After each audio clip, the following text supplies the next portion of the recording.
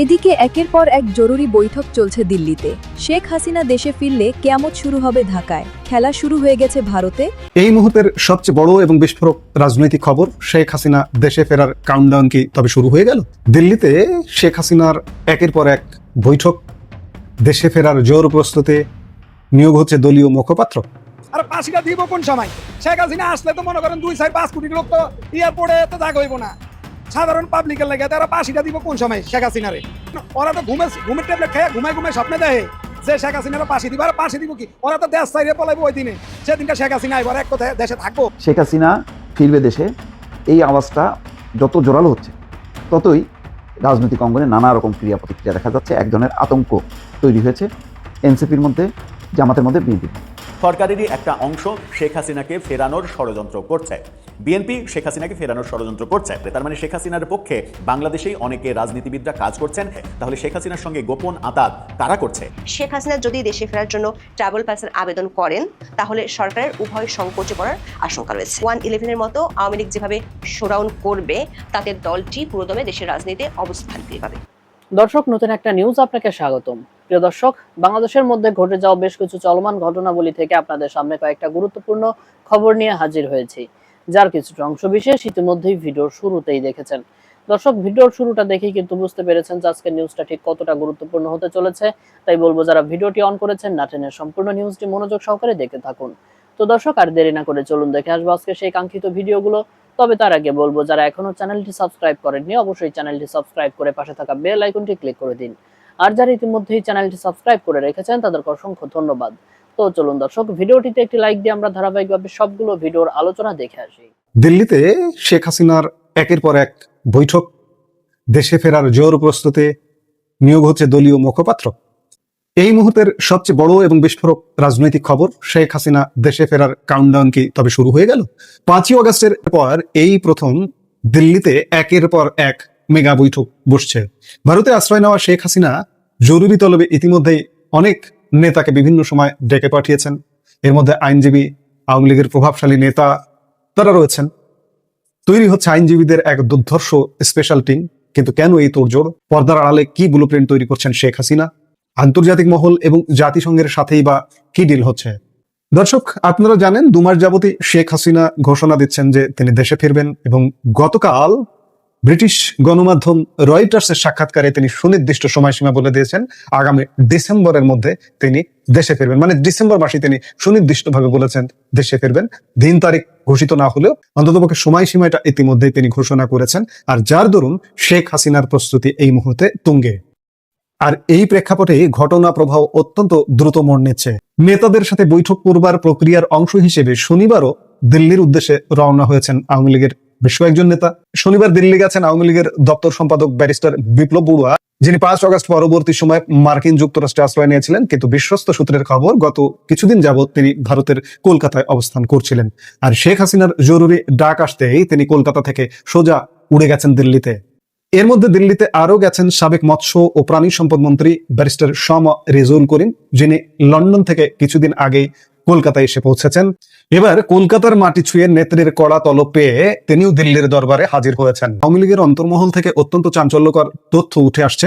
শেখ হাসিনা দেশে ফেরার পথ মসৃণ করতে, তার বিরুদ্ধে থাকা আইনি, প্রশাসনিক ও কূটনৈতিক জটিলতাগুলো দেখভালের জন্য আইনজীবীদের নিয়ে একটি বিশেষ আইনি টিম বা স্পেশাল কোর টিম গঠনের চূড়ান্ত ভাবনা চিন্তা শুরু হয়েছে। এই শক্তিশালী আইনি দলটির কাজ হবে শেখ হাসিনার হয়ে আন্তর্জাতিক এবং দেশীয় বিভিন্ন আইনি ও কূটনৈতিক ফোরামে আইনি লড়াই লড়া এবং সংশ্লিষ্ট বিভিন্ন সংস্থার সঙ্গে নিয়মিত আলাপ আলোচনা চালিয়ে যাওয়া। এখানেই শেষ নয়, শেখ হাসিনার নির্দেশে ইতিমধ্যেই আন্তর্জাতিক মহলে জোরদার লবিং শুরু হয়ে গেছে। ব্যারিস্টার নওফেল বর্তমানে শেখ হাসিনার প্রতিনিধি হয়ে জাতিসংঘ এবং বিশ্বের বিভিন্ন আন্তর্জাতিক প্রভাবশালী সংস্থার সঙ্গে নিবিড় যোগাযোগ রক্ষা করে চলেছেন। অর্থাৎ আন্তর্জাতিক চাপ তৈরি করে এবং আইনি রক্ষা কবচ নিশ্চিত করে দেশে ফেরার রোডম্যাপ সাজাচ্ছেন শেখ হাসিনা। আইনি লড়াইয়ের পাশাপাশি মিডিয়া ও প্রচারের ময়দানেও বড়সড় চমক দিতে যাচ্ছে আওয়ামী লীগ। দলটির অভ্যন্তরীণ সূত্রের খবর, আওয়ামী লীগ সভানেত্রী শেখ হাসিনার জন্য একজন অফিসিয়াল মুখপাত্র বা স্পোকসপারসন নিয়োগের প্রক্রিয়া চূড়ান্ত পর্যায়ে রয়েছে। এই নতুন মুখপাত্রের মূল দায়িত্ব হবে শেখ হাসিনার সঙ্গে সার্বক্ষণিক যোগাযোগ রাখা এবং তার নির্দেশনা বা বক্তব্যকে আন্তর্জাতিক ও দেশীয় সংবাদ মাধ্যমের কাছে নিখুঁতভাবে পৌঁছে দেওয়া। তবে যাকে তাকে এই দায়িত্ব দেওয়া হচ্ছে না।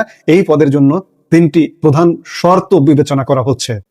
প্রথমত তার গভীর রাজনৈতিক প্রজ্ঞা থাকতে হবে, দ্বিতীয়ত জনগণের কাছে এবং মিডিয়ায় তার একটি স্বচ্ছ ভাবমূর্তি বা ক্লিন ইমেজ থাকতে হবে, এবং তৃতীয়ত দলের সর্বস্তরের নেতা কর্মীদের কাছে তার গ্রহণযোগ্যতা থাকতে হবে। খুব শীঘ্রই এই মুখপাত্রের নাম এবং দলের এই বড় সিদ্ধান্তগুলো আনুষ্ঠানিকভাবে প্রকাশ করা হতে পারে বলে জানা যাচ্ছে। এদিকে ভারতের মাটিতে বসেও কিন্তু বাংলাদেশের অভ্যন্তরে দলীয় রাজনীতি পুরোপুরি নিয়ন্ত্রণ করছেন শেখ হাসিনা। তার সরাসরি নির্দেশে ইতিমধ্যেই বাংলাদেশে আওয়ামী লীগ এবং এর সমস্ত অঙ্গ সংগঠনগুলোর নতুন কমিটি গঠনের এক মহাযজ্ঞ শুরু হয়ে গেছে। বিশেষ করে 5 অগাস্টের পর দেশের ভেতরে যেসব নিষ্ক্রিয় বা ভেঙে পড়া কমিটি ছিল সেগুলোতে নতুন সদস্য যুক্ত করে দ্রুত সক্রিয় করা হচ্ছে। তবে এবারের কমিটি গঠনে শেখ হাসিনার একটি বড় এবং স্পষ্ট বার্তা রয়েছে। তিনি নির্দেশ দিয়েছেন যারা বিগত দিনগুলোতে মামলা হামলা ও জেল জুলুম মোকাবেলা করেছে এবং ঢাকার মাঠ না ছেড়ে এলাকাতে একদম মাটি কামড়ে পড়ে থেকে বিএনপি জামাতের রাজনৈতিক বিরোধিতার মুখোমুখি হয়েছে, তাদেরকে দলের একদম সামনের সারির নেতৃত্বে নিয়ে আসতে হবে। এই নির্দেশনার প্রতিফলন কিন্তু ইতিমধ্যেই দেখা যাচ্ছে। সদ্য গঠিত নতুন কমিটিগুলোতে এমন সব ত্যাগী নেতাদের নাম অন্তর্ভুক্ত করা হয়েছে যাদের অনেকেই বর্তমানে জেলে বন্দী আছেন অথবা সদ্য জামিনে মুক্ত হয়েছেন। অর্থাৎ রাজপথের লড়াকু সৈনিকদের হাতেই এখন দলের ব্যাটন তুলে দিচ্ছেন শেখ হাসিনা। দর্শক, এই পুরো চিত্রনাট্যটি যদি আপনারা গভীরভাবে লক্ষ্য করেন তবে বুঝবেন দিল্লিতে কিন্তু ছোটখাটো বৈঠক হচ্ছে না। শেখ হাসিনা ইতিমধ্যেই দিল্লিতে প্রায় 2 শতাধিক আওয়ামী লীগ নেতার সঙ্গে দফায় দফায় মুখোমুখি বৈঠক সম্পন্ন করেছেন। শুধু ভারত বা বাংলাদেশ নয়, লন্ডন এবং আমেরিকা প্রবাসী শীর্ষ আওয়ামী লীগ নেতারাও সশরীরে এসে নেত্রীর সঙ্গে দেখা করে দিক নির্দেশনা নিয়ে গেছেন। স্পষ্টতই বোঝা যাচ্ছে যে শেখ হাসিনা চুপ করে বসে নেই। আইনি টিম গঠন, আন্তর্জাতিক লবিং, মুখপাত্র নিয়োগ এবং দেশের ভেতরের নিষ্ক্রিয় কমিটিকে চাঙ্গা করার মাধ্যমে তিনি একটি সর্বাত্মক ও সমন্বিত ফেরার প্রস্তুতি নিচ্ছেন। দিল্লির এই মেগা বৈঠক এবং শেখ হাসিনার এই মাস্টার প্ল্যান বাংলাদেশের আগামী দিনের রাজনীতিতে কতটা বড় ঝড় তুলতে যাচ্ছে? আইনি টিম গঠন করে কি সত্যিই শেখ হাসিনা সব বাধা টপকে দেশে ফিরতে পারবেন? আইনি টিম গঠন, দলীয় মুখপাত্র নিয়োগ, এই খবরগুলো যখন সামনে আসছে তখন নিশ্চয়ই বোঝা যাচ্ছে আওয়ামী লীগ একটা মোটামুটি বড় সড়ো প্রস্তুতি নিয়েই এগুচ্ছে। শেখ হাসিনা যে বলছেন দেশে ফিরবে, শুধু বলার জন্য বলছেন না, তিনি ফিরবেন এটি নানা আলামতে ইতিমধ্যে পরিষ্কার হয়ে যাচ্ছে। এখন দেখার বিষয় যে তার রাজনৈতিক ফেরা, তার দেশে ফেরা প্রক্রিয়াগুলো কেমন হয়। সামনে নিশ্চয়ই আরো নানা রকম আপডেট ঘটনা ঘটবে। আসলে ফাঁসি দিব। ফাঁসিটা কি ঘরের কথা? ওরা কি লইয়া বইয়া রয়েছে? ফাঁসি রসি আইন আছে, আদালত আছে দেশে। ওরা যদি আইন আদালতে যদি শেখ হাসিনা যদি দোষী হয় তাহলে শেখ হাসিনার ফাঁসি হইব। আর ফাঁসিটা দিব কোন সময়? শেখ হাসিনা আসলে তো মনে করেন 2-4-5 কোটি লোক তো এয়ারপোর্টে তো জায়গা হইব না। সাধারণ পাবলিকের লাগে তারা ফাঁসিটা দিব কোন সময় শেখ হাসিনারে? ওরা তো মনে করেন ওরা তো ঘুমের ট্যাবলেট খেয়ে ঘুমায় স্বপ্নে দেখে যে শেখ হাসিনারা ফাঁসি দিব। আর ফাঁসি দিব কি? ওরা তো দেশ ছাইরে পলাইবো ওই দিনে, সেদিনটা শেখ হাসিনা আইব। ওরা একটা দেশে থাকবো, এই দেশে কোনো ওরা এই দেশে থাকবো না। ওরা তো এগুলা আবেগে বলে, আবেগে যে শেখ হাসিনা আইলে শেখ হাসিনারা ফাঁসি দিব। ফাঁসিটা কি ঘরের কথা? শেখ হাসিনারা ফাঁসি দিয়া দিব। ওগরে তো ফাঁসি দিব কয়দিন পরে, জুলাইয়া। এরা থানা ক্রমকম করে এখনো। এরা মনে করেন ওই যে বরিশালে বিএমপি ক্ষমতাতে, এখনো বরিশালে বিএমপি ক্ষমতা থাকতে কিভাবে থানা আক্রমণ করে 12 জন পুলিশ এখনো আহত হয়েছে বলেন। এই যে এলসিবি 2-3 দিন আগে থানা আক্রমণ করিয়া কতটি লোক আহত করছে পুলিশ। তো এগুলা কি ওর কাছে কি দেশ নিরাপত্তা আছে? এরা তো মনে করেন অত্যাচার দেশের লাগা, এগোর দিয়া কোনো নিরাপত্তা নাই দেশে। আমি আরেকটা কথা বলতে চাই দেশবাসীর কাছে। আমরা সাধারণ জনগণ আওয়ামী লীগের যত নিষেধাজ্ঞা করবো অত আওয়ামী লীগ আরো মনে করেন শক্তিশালী হবে। আমরা সাধারণ পাবলিক আওয়ামী লীগের পক্ষে আছি। যদি আমরা মাইরা ফেলা, আমরা কোনো রাজনীতি করি না, কোনো চাঁদাবাদি করি না। আমরা আওয়ামী লীগের আদর্শের ভালোবাসি, আওয়ামী লীগের আদর্শের ভালোবাসি, আমরা আওয়ামী লীগের ধর্মের ভালোবাসি, শেখ মুজিবের ভালোবাসি। আমরা কোনো রাজনীতি করি না। আমরা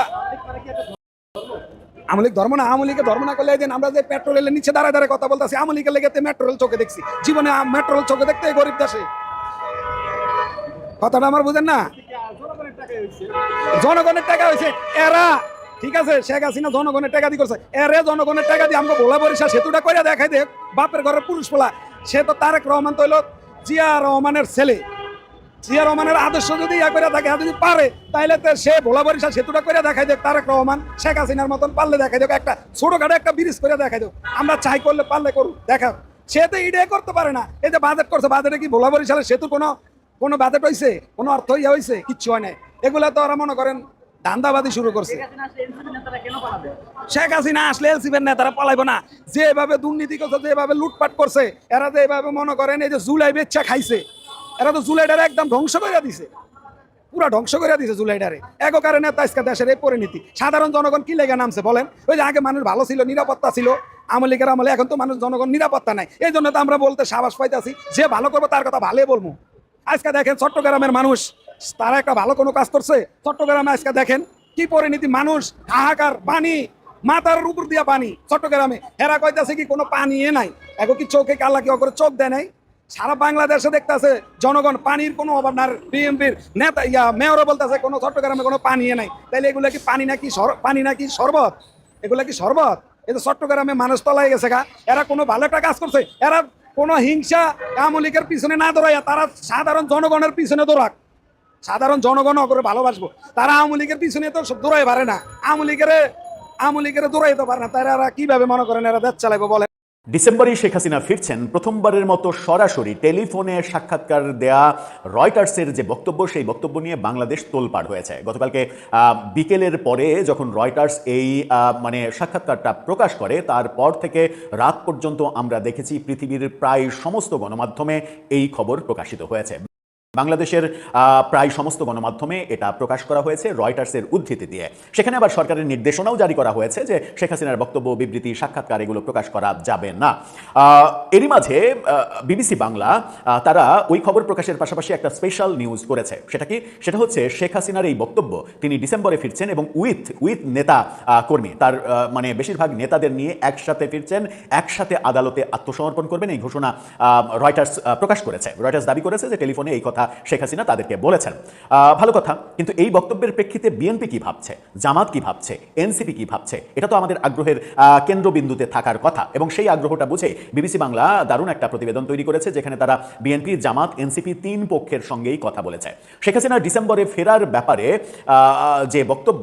সেই বক্তব্য মানে কিভাবে দেখছে এই তিন দল অন্য দল অন্য নেতারাও তো নিশ্চয়ই ভাবছেন বিশেষ করে এই তিন দল সাম্প্রতিক সময়ে মানে সব থেকে আলোচনার মধ্যেই তো আছে এই তিন দল কি ভাবছে তিন দলের অন্তত তিনজন নেতার বেশি বিএনপির একজন মন্ত্রী এবং মন্ত্রী সমমর্যাদার প্রধানমন্ত্রীর একজন উপদেষ্টা দুইজনের সঙ্গে কথা বলেছে বিবিসি জামাতের সেক্রেটারি জেনারেলের সঙ্গে কথা বলেছে এনসিপির আহ্বায়কের সঙ্গে কথা বলেছে এবং জামাতের আমির পৃথকভাবে আবার আরেকটা মন্তব্য করেছেন চলুন একটু জেনে দেখি শেখ হাসিনার ডিসেম্বরে ফেরাকে বিএনপি জামাত এনসিপি ওয়েলকাম করছে নাকি তাদের মধ্যে এক ধরনের অস্থিরতা কাজ করছে বিবিসি কি বলছে দেখুন শিরোনামটা শেখ হাসিনার দেশে ফেরার বক্তব্য নিয়ে যা বলছে বিএনপি জামাত এনসিপি সেখানে বলা হচ্ছে যে বিশেষ করে দেশটির বর্তমান রাজনীতিতে প্রভাবশালী তিনটি দলের নেতাদের সঙ্গে কথা বললে তাদের প্রতিক্রিয়া তারা জানিয়েছেন তাতে মূলত শেখ হাসিনার বিরুদ্ধে বিচার বা আইন আদালতের কথা তারা বলছেন একই সঙ্গে আওয়ামী লীগকে পুনর্বাসনের চেষ্টার পাল্টাপাল্টি অভিযোগ এবং ষড়যন্ত্রের কথাও এসেছে বিএনপি এবং জামাত তারা পাল্টাপাল্টি অভিযোগ করছে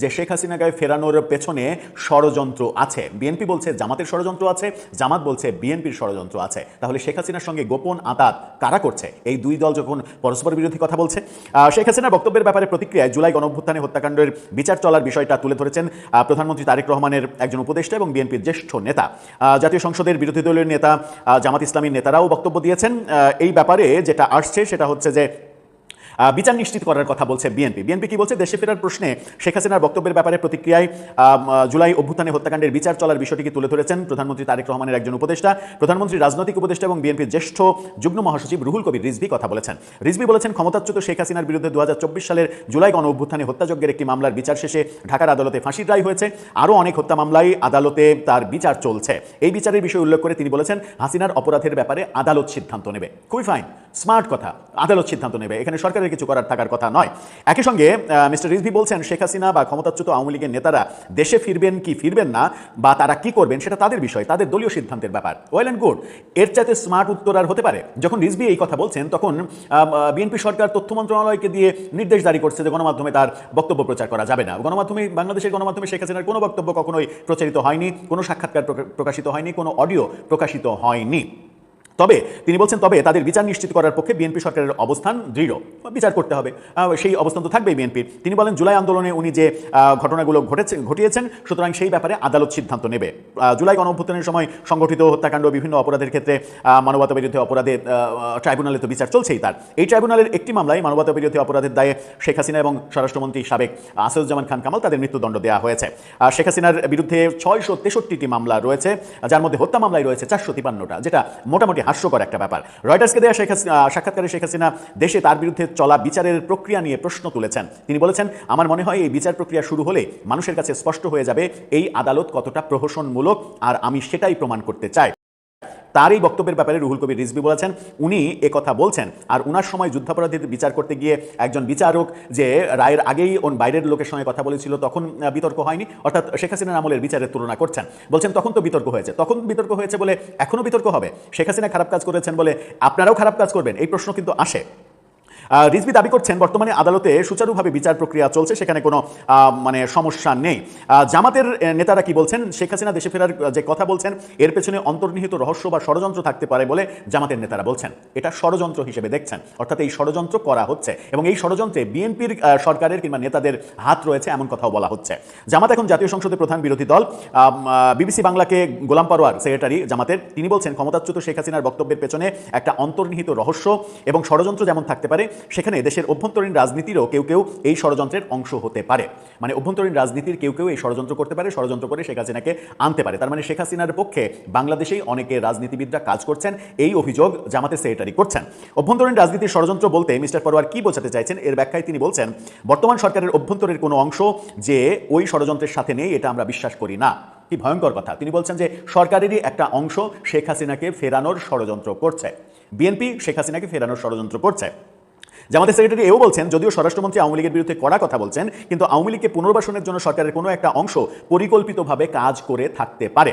এ ধরনের অভিযোগ তুললেও জামাত নেতা মিস্টার পরোয়ার দেশে ফেরার বিষয়ে শেখ হাসিনার রয়টার্সের সাক্ষাৎকারে যে বক্তব্য দিয়েছেন তার বিস্তারিত দেখার পরে দলীয় অবস্থান জানাবেন বলে জানিয়েছেন। গোলাম পরোয়ারের বক্তব্য হচ্ছে, দেশের কোনো মামলায় অভিযুক্ত বা সাজাপ্রাপ্ত কেউ যদি স্বেচ্ছায় দেশের আইনের কাছে সোপর্দ করতে চায় সেটা সে করতে পারে।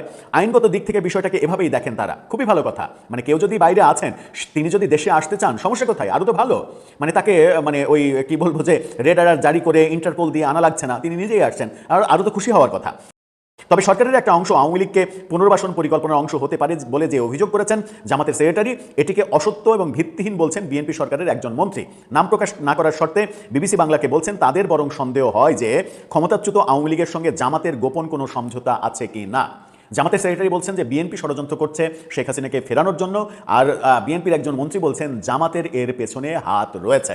কি ভয়ঙ্কর কথা! তার বিএনপি এবং জামাতের মধ্যেই একটা ক্ল্যাশ শেখ হাসিনার এই ফেরার ইস্যুতে রয়েছে। ফিরলে তাহলে কোন পরিস্থিতির দিকে যাবে সেটা খুব সহজেই অনুমান করা যায়। আর এনসিপির আহ্বায়ক নাহিদ ইসলাম, তিনি বলছেন যে শেখ হাসিনা ফিরছে ফাঁসির রায়, শেখ হাসিনা যদি দেশে ফিরে কেবলমাত্র ফিরবে ফাঁসির রায় কার্যকর করার জন্য, ফলে সেটার জন্য আমরাও চাই যে ফাঁসির রায় কার্যকর হোক। শেখ হাসিনা সহ অন্য যাদের বিরুদ্ধেই এই রায় হয়েছে, ফাঁসির রায়ে দণ্ডিত আসামি হওয়ায় শেখ হাসিনা সাক্ষাৎকার দেওয়ার এখতিয়ার রাখেন না বলেও নাহিদ ইসলাম বলছেন। ভালো কথা। তিনি বলেন, এটা আমাদের ভারতীয় দূতাবাসকে, দিল্লিকে এটা কঠোরভাবে বাংলাদেশ সরকারের বার্তা দেওয়া উচিত, শেখ হাসিনা দিল্লিতে বসে থেকে কোনো সাক্ষাৎকার যেন দিতে না পারেন। কিন্তু শেখ হাসিনার কর্মকাণ্ড দিন দিন এত বেশি প্রকাশিত হচ্ছে, প্রথমে ইমেল সাক্ষাৎকার দিয়েছেন, এখন সরাসরি টেলিফোনে কথা বলার সুযোগ পাচ্ছেন গণমাধ্যমের সঙ্গে। এর পরের স্টেপ আমরা হয়তো খুব শীঘ্রই দেখব, যেখানে ক্যামেরা নিয়ে আয়োজন করে পৃথিবীর কোনো একটা বড় গণমাধ্যম তার ভিডিও সাক্ষাৎকার নিয়ে সেটা প্রকাশ করছেন। তার ভারত শেখ হাসিনার ব্যাপারে দিনের পর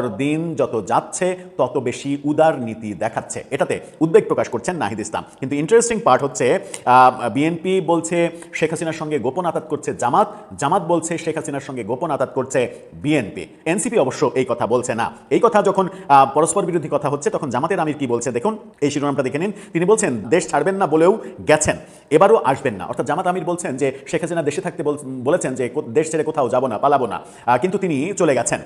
এবার যখন আসতে চাইছেন সেটাও তিনি কথা রাখবেন না, তিনি আসবেন না। অর্থাৎ জামাতের আমির বিশ্বাস করেন শেখ হাসিনা দেশে ফিরবেন না। এরকম আলোচনা পর্যালোচনা, এটাই তো রাজনীতির সৌন্দর্য। এই আলোচনা পর্যালোচনাগুলো হবে, এটাই স্বাভাবিক। কিন্তু এর মাঝে যদি বিধিনিষেধ জারি করা হয়, দেশের গণমাধ্যমের এক ধরনের মুখ চেপে ধরার চেষ্টা করা হয়, যেটা ইউনূস সরকারের আমলে হয়েছিল বলে অভিযোগ করা হয়েছে। বিএনপি যেহেতু গণতান্ত্রিক সরকার, গণতন্ত্রে বিশ্বাস করে, বহুদলীয় গণতন্ত্রে বিশ্বাস করে, বিএনপি বিশ্বাস করে যে বঙ্গবন্ধু তার আমলে 4টি পত্রিকা রেখে বাকি সব পত্রিকা বন্ধ করে দিয়েছিল, সেটা ঠিক করেননি তিনি। এটা যদি বিএনপির বিশ্বাস হয়, তাহলে বিএনপির উচিত গণমাধ্যমকে কেন্দ্র করে যে সকল নির্দেশনা জারি করা হচ্ছে তাদের সরকারের আমলে, সেই ব্যাপারগুলো থেকে নিজেদেরকে বিরত রাখা। কারণ একই কর্মকাণ্ড আওয়ামী লীগ সরকার করেছে, তারেক রহমানের বিরুদ্ধে করেছে, কিন্তু সেটা তাদের জন্য মঙ্গলজনক হয়নি। 2024-এর 5 আগস্টের পরাজয় বরণ করতে হয়েছিল তাদেরকে। দর্শক, আমি আশা করছি সবগুলো ভিডিওই আপনি মনোযোগ সহকারে দেখেছেন। সেই সাথে দর্শক, এই ভিডিওগুলো সম্পর্কিত যদি কোনো তথ্য বা মতামত থাকে তাহলে তো অবশ্যই কমেন্ট করে জানিয়ে দিন। এতক্ষণ সাথে থাকার জন্য ধন্যবাদ। নিউজটি শেষ করছে এখানেই, ফিরছে আগামী ভিডিওতে নতুন কোনো টপিক নিয়ে। আল্লাহ হাফেজ।